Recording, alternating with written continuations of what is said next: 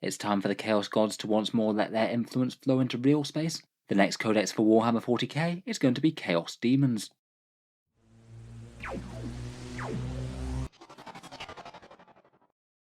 Hello and welcome back to Warspets Tactics, where today we're talking about Games Workshop's latest reveal, that basically demons are coming next. They've shown off a nice cover art for the codex, a few interesting details about the contents, and of course there's a fair amount that we can predict about the release based on what they've already had before. Let's talk about their announcement, what's likely going to be coming for the demons, and a quick summary of the big set of rules leaks that we had for the new codex. So with Chaos Demons being next, that's one of the very last two codexes of 8th edition to be updated to 9th. Now that Demons are going to get their book next, it's just the Imperial Guard to go, plus of course Leaguers of Votann, World Eaters, and a Space Marine 2.0 version with their chapter successor books. They're all going to be coming to before 10th edition, it would seem. As choices go, I think the Demons Dex is a pretty reasonable one to bring out next. Arguably, at the moment, they are the single weakest faction in all of Warhammer 40k right now. Lots of fairly bad datasheets and redundant options. Plenty of rules that don't really work all that well with current 9th edition. And on top of that, unlike the Imperial Guard, they didn't get any helpful points changes or boosts like Hammer of the Emperor or Armour of Contempt. As 8th edition codexes went, Demons didn't translate horribly into 9th edition. They did have a bit of success early on, but they tended to be through quite niche lists, such as Master Keepers of Secrets plus Bellicor, or some slightly janky ally shenanigans with Chaos Space Marines or Death Guard. Overall, I think it's going to be nice for them to have a book redone. The 9th codexes tend to have quite a lot of thought put into them, and there's going to be a lot to explore with 4 different Chaos Gods on the rampage. As with just about all 9th edition codexes, it's almost certainly going to represent a pretty significant power boost, have just about every datasheet looked at and lightly made a bit more functional, and adding in a whole bunch of other fun things like Crusade rules of course. As codex covers go, I think that the Demons one is quite a nice one. The 8th edition one is pretty cool with the Bloodletter. It's kind of nice to see all 4 deities of chaos represented though, seeing as the book's almost like 4 mini armies in one. In this action shot they seem to be duking it out against the Sisters of Battle. There appears to be a Horror, a Demonette, a Plague Bearer, and a Bloodletter mounted on a Juggernaut. I think that the Horror that's blocking the bolter shot with some sort of warding thing I think is really cool. They didn't really give all that much away in the reveal article, but they did give us some helpful numbers on the stats of the book. 152 pages, so fairly meaty, probably largely having that bigger page count because it's got quite a lot of datasheets in it. Demons are an army that's just crept up with tons and tons of datasheets over the years, though compared with a lot of other codexes they're kind of weirdly skewed. The Demon HQ section is massively bloated.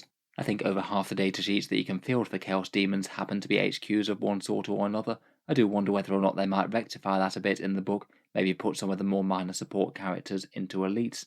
Saying 56 datasheets means there isn't a huge change in numbers. It is going to be a lot more than the previous edition of the Codex, seeing as there's a lot of things that came from other sources that have been updated since then, things like the Keepers of Secrets or Bellicor for example. They'll be added into the book where they weren't before. A few other changes are rumoured to have happened, such as Furies are apparently going from the Codex altogether, and there's rumoured to be some sort of consolidation of some of the datasheets like Bloodthirsters, though it might not be the worst thing ever, as the main thing that separates them are slightly different wargear choices. Otherwise, for support rules sections, they've said that there's 25 warlord traits. That sounds like 6 per god plus Bellicor's one to me. There's 24 relics in the book, maybe again 6 per god, or they might keep some undivided ones. 36 stratagems, and psychic demons for all the demons that aren't Khorne. Overall, quite a solid chunk of rules, but perhaps not massively excessive compared with some of the other armies. Unlike, say, Space Marines, you don't have choices of different chapters that you can field them in.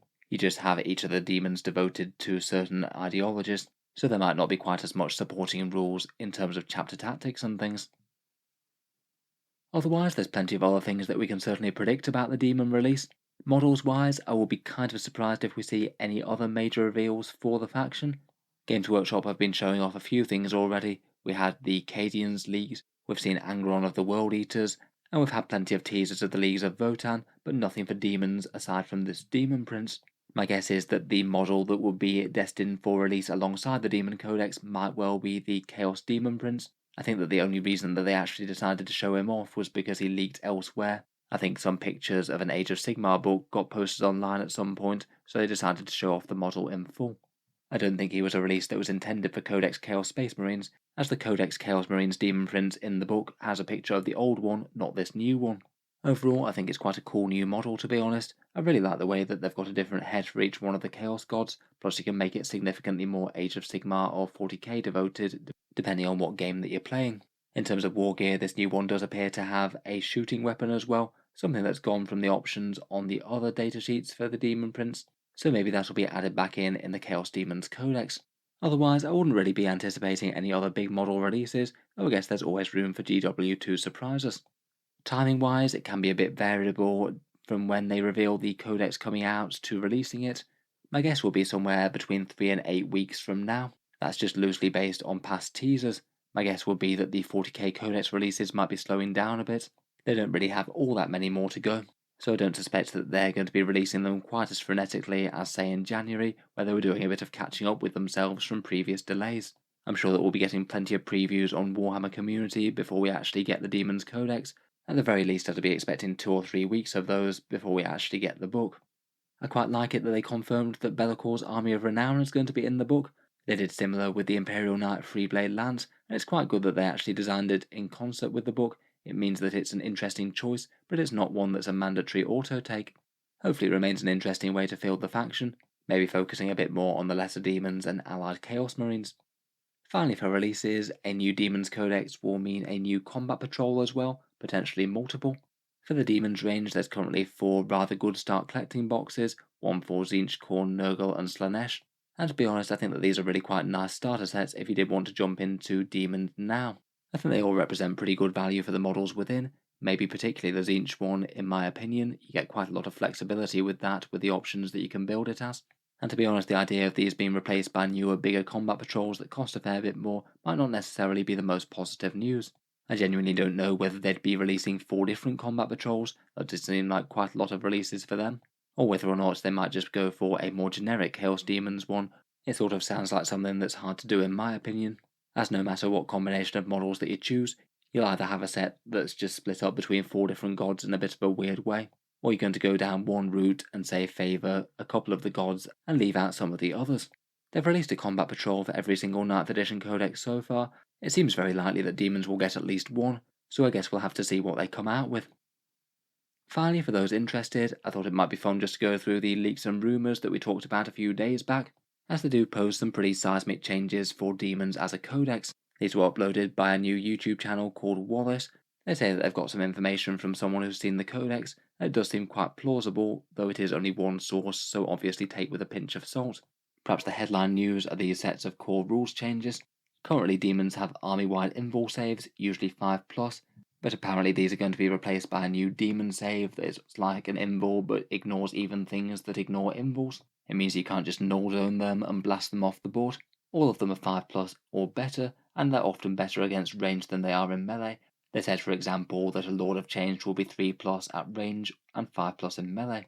Really good, could be a nice little boost to survivability, even against things with crazy abilities to bypass their main defense. They said there will be an army-wide rule called Warp Storm, and that might be stronger or weaker depending on how many gods in your army, or have slightly different rules if you included one or more gods. It sounds like the rule that you're going to get if your army is entirely demons. Greater demons are rumoured to be 1 per detachment now, rather than being able to spam them. That would kill the Mass Keepers of Secrets list that we have going around at the moment. Might not be the worst thing for a more normal looking army, though it would be a bit sad for people who just want to field, say, loads of Bloodthirsters and make that into a thing. Otherwise, apparently most units deep strike for free now, no longer needing CP. That's quite a nice advantage and goes back to previous rules for the Codex. Lesser demons weirdly seem to be getting less hoardy. Reportedly 10 models max for everything besides demonettes, which does seem like a really strange change for me. Usually Games Workshop tend to have their units points capping at around about 200 points, so say 10 Chaos Marines or 20 AdMech. I guess maybe their abilities might be getting some significant tune-ups. Turning a Horde unit into a non-Horde unit though does seem a bit strange. Finally, for core rules, summonings reported to be removed from the Codex. It was quite a niche ability anyway, but some people quite enjoyed it and playing around with it. And apparently Chaos Furies are gone as well, which does seem a bit sad seeing as they came out with some rather nice models for Warcry that would totally fit the bill. Otherwise, just to go over the specific gods quickly, for Tzeentch they had a few things like Horrors getting split for free on a 5+, Infernal Gateway getting slightly more dangerous, Kairos Fate Weaver getting a bonus to cast based on the battle round, so almost guaranteed casting on turn 5, and Treason of Tzeentch can turn off auras, replacing the weird controller character rules that it has at the moment. For Khorne, they said that Bloodletters will be getting far more dangerous, damage 2 on their melee weapons, and getting a fair bit tougher to take out as well, with +1 toughness and a 4+ save against shooting. Really, they did need to be a bit tougher, to be honest.